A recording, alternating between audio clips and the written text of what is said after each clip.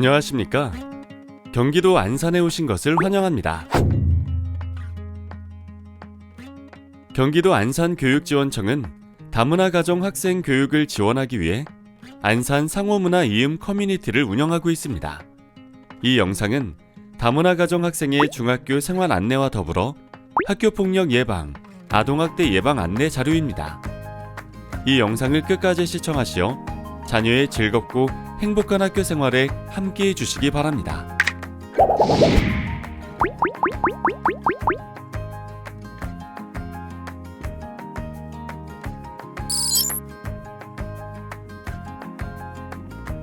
먼저 한국의 학제를 설명드리겠습니다. 한국은 초등학교 6년, 중학교 3년, 고등학교 3년의 633 학제로 총 12년의 정규 학교 과정이 있습니다. 초중 고등학교는 각각 분리되어 있기 때문에 7학년이 아니라 중학교 1학년, 10학년이 아니라 고등학교 1학년이라고 부른다는 점이 특징입니다. 그리고 한국 학교에서는 담임 선생님이 매년 바뀝니다. 초등학교부터 고등학교까지 12년 동안 총 12명의 담임 선생님을 만납니다. 경기도의 초중고등학교에서는 학비, 교과서, 점심 급식, 교복 등이 무상으로 제공됩니다.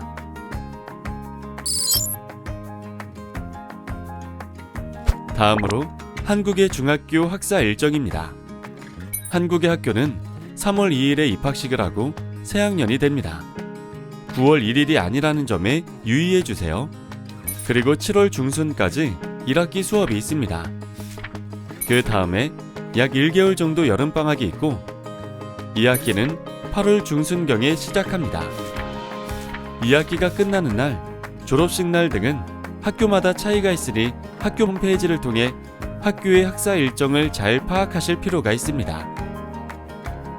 일반적으로 8시 30분에서 9시 사이에 등교를 하고 매 수업은 45분씩 진행됩니다. 6교시나 7교시까지 수업을 한 후 귀가를 합니다. 등교와 하교 시간은 학교마다 그리고 요일마다 다르기 때문에 이 역시 학년 초에 미리 정확하게 파악하시는 것이 좋습니다.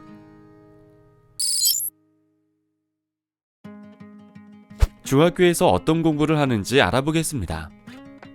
공통적으로 국어, 도덕, 사회, 역사, 수학, 과학, 기술 가정, 정보, 영어, 음악, 미술, 체육 등의 교과를 배웁니다.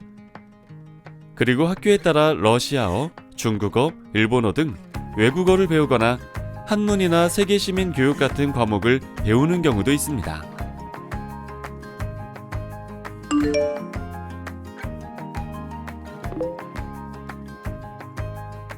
한국 중학교에서는 학생들은 자기 교실에 있고 매 시간 다른 교과 선생님들이 학생들이 있는 교실로 들어오십니다.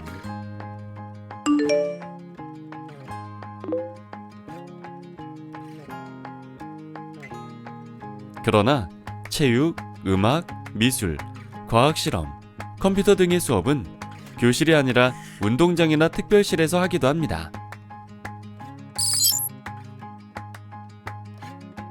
중학교에서 평가를 어떻게 하는지 알아보도록 할게요. 1학년 때는 자유학년제라고 하고 수업 중 학생들의 참여와 다양한 활동을 바탕으로 학생의 성장과 발달에 중점을 두는 과정 중심 평가가 이루어집니다. 그리고 2학년과 3학년에서는 지필평가와 수행평가가 실시됩니다.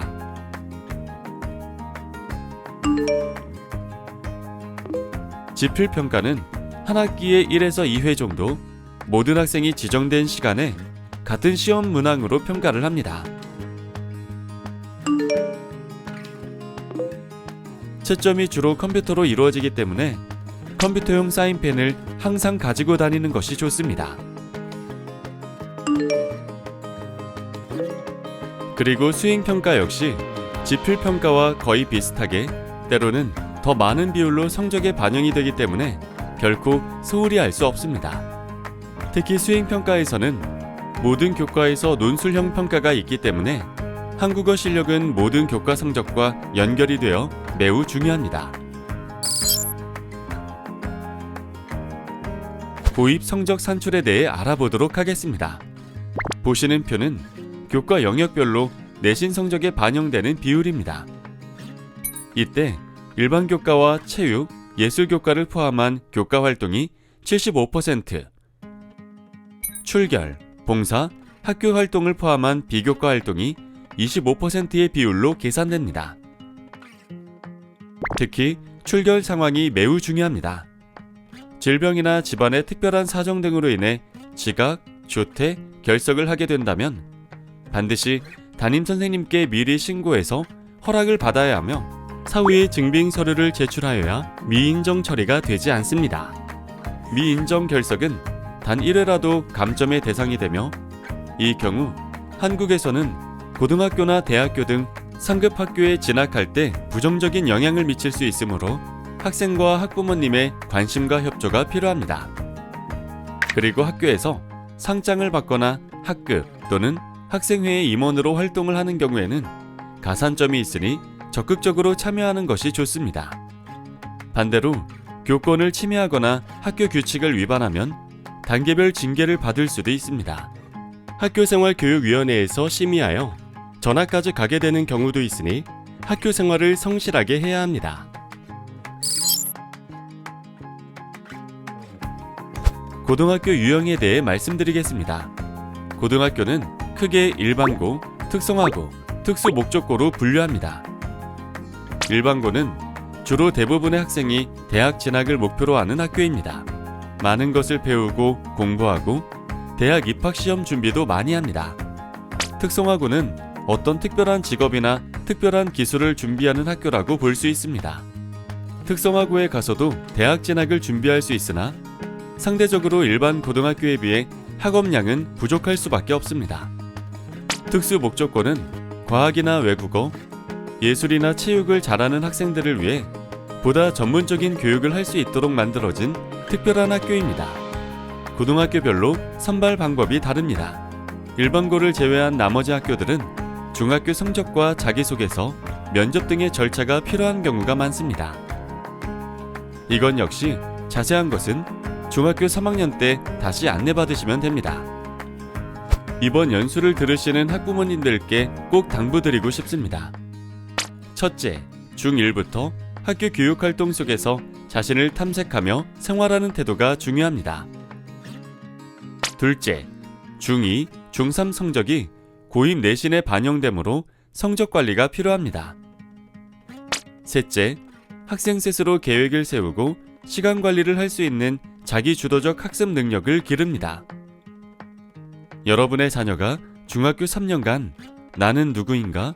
WhoamI라는 질문을 가슴에 품고 자신이 누구이며 무엇을 좋아하고 무엇을 잘하는지에 대해 계속 생각하며 답을 찾아갈 수 있도록 도와주시길 바랍니다. 다음은 학교폭력 예방 교육입니다. 학교폭력 예방을 위해 부모님의 역할이 가장 중요합니다. 이번 시간을 통해서 학교폭력의 정의와 유형, 그리고 부모님의 역할에 대해서 살펴보겠습니다. 학교폭력의 정의와 유형에 대해 알아보도록 하겠습니다. 학교폭력이란 학교 안과 학교 밖에서 학생을 대상으로 발생한 신체 및 정신, 그리고 재산상의 피해를 수반하는 행위입니다. 학교폭력의 유형으로는 언어폭력으로 명예훼손, 모욕, 협박이 있습니다.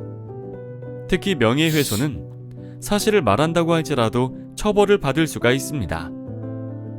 신체폭력으로는 감금, 상해, 폭행, 약취, 유인이 있습니다.